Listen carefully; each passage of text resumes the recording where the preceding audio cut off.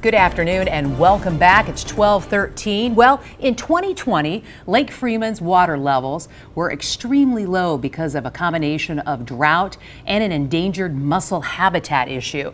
It nearly drained the lake and had a significant economic impact in terms of boating, recreation, and so much more. The Madam Carroll, one of the largest boats in Indiana, was unable to provide dinner cruises and private charters because of the low levels of the lake.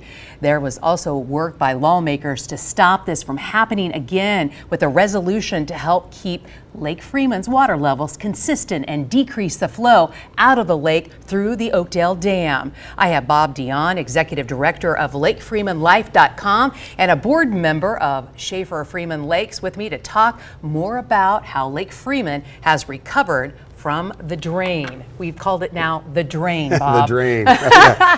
We want to forget about the drain. We want to forget about it. Well, I lived on Lake Freeman for 7 years, and I lived there during that time, and we had the pandemic, and then we couldn't even go out on the water. So it was a pretty tough time, wasn't it? It was a tough time. And, you know, we're all nature lovers on the lake, right? We wouldn't live on the lake if we didn't love nature and the outdoors.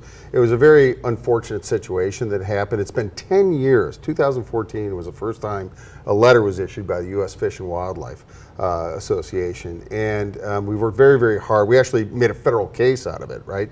What they did, the whole situation that unfolded was a minimum requirement of water discharge out of the Oakdale Dam to provide water in the lower Tippecanoe River to prevent, hydrate some endangered mussels down there. The unfortunate consequence was that was a 12-foot drop in Lake Freeman that had adverse effect of actually killing off a large number of unendangered mussels, the pearl mussels in Lake Freeman. But happy to report that there was a lot of interaction by a lot of really important people. U.S. Senator Mike Braun, U.S. Congressman Jim Baird, SFL-ECC task force leader John Koppelman, and they all got together, we all got together, worked with U.S. Fish and Wildlife, NIPSCO, the Federal Energy Regulatory Commission. All these people had to be involved.